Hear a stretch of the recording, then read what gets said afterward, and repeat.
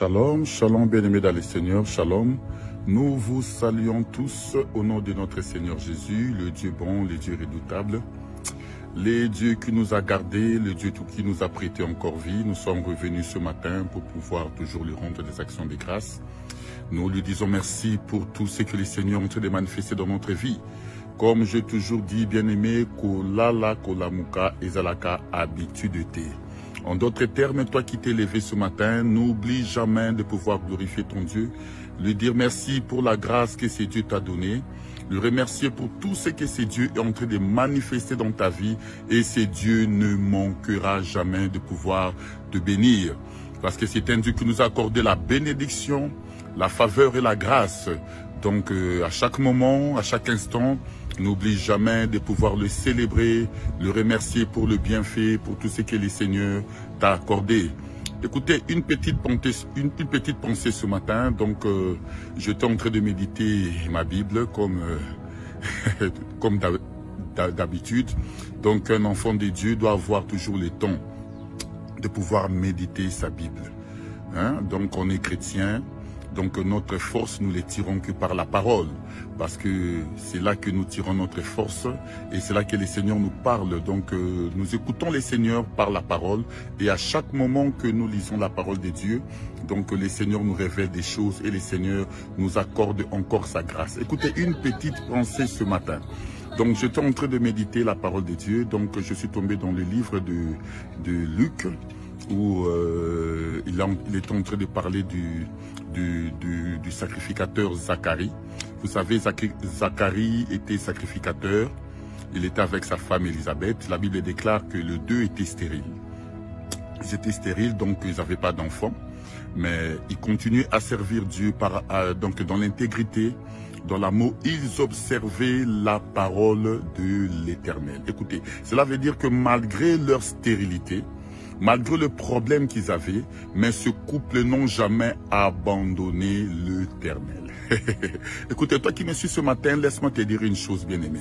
Ce ne sont pas les problèmes qui se présentent devant toi qui peuvent te faire reculer. Non, non, non. Ce ne sont pas des difficultés qui se présentent devant toi qui peuvent te faire abandonner. La Bible déclare que Zacharie et Élisabeth, ils étaient stériles. Ça veut dire que c'était un couple stérile. Ils manquaient d'enfants. Mais ce couple observait le commandement de l'Éternel. Vous savez, bien aimé, lorsqu'on est intègre avec Dieu, lorsque nous les servons avec amour, avec dévouement, c'est Dieu ne nous abandonne jamais. Écoutez, malgré le problème qu'ils avaient, malgré l'âge, parce que la Bible déclare que l'âge était déjà avancé, mais ce couple, il comptait, c'est que leur espoir était que entre les mains de l'Éternel. C'est pour ça que je parle à la vie de quelqu'un ce matin. Toi qui es fatigué, bien-aimé, laisse-moi te dire que ton Dieu est là. Le Dieu puissant, le Dieu redoutable qui n'abandonne jamais son peuple, ce Dieu ne t'abandonnera jamais.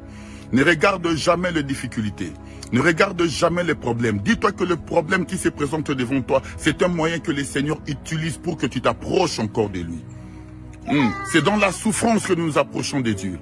C'est dans les difficultés que nous approchons de Dieu. Lorsque tu passes le moment du désert, sache-le que le moment du désert, c'est le moment de la formation. Le moment du désert, c'est le moment où tu dois encore chercher la gloire de Dieu. Dans le moment du désert, tu dois chercher encore l'amour de Dieu. C'est là que tu dois encore, bien aimé, multiplier de jeûnes et de prières. Le moment d'intimité pour attirer encore la faveur de Dieu. Vous voyez, c'était un couple qui servait Dieu.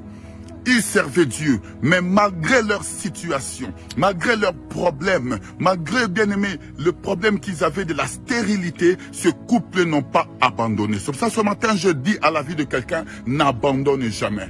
N'abandonne jamais, relève-toi et continue la marche avec Dieu. Parce que ta bénédiction est là. Le Seigneur a prévu des choses merveilleuses dans ta vie. Il y a des grandes choses que le Seigneur va manifester en son temps. Parce que c'est un Dieu qui regarde aussi la façon dont tu t'approches. Il regarde aussi la façon dont tu les sers. Alors ne te néglige pas, ne t'abandonne pas. Continue à servir le Seigneur comme Zacharie et Élisabeth.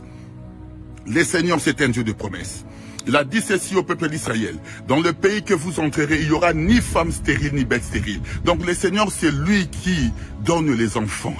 Je vais parler à un couple ce matin. Vous qui manquez des enfants comme Zacharie et Élisabeth, sache que le temps de la visitation est en train de venir. Le Seigneur vous accordera la vie, le Seigneur vous accordera la joie. Même si les gens se moquent de vous en ce moment, dites-vous seulement que vous avez un Dieu qui est capable d'agir et un Dieu qui est capable de restaurer. Bien-aimés dans le Seigneur, n'abandonnez pas. Continue à servir Dieu, continue à l'élever. La Bible déclare, ils servaient les seigneurs et ils observaient la loi de l'Éternel. Continue à lire la parole, continue à prier et aie confiance à ton Dieu et le Seigneur te bénira encore. Que le Seigneur vous bénisse abondamment et bonne journée. Merci.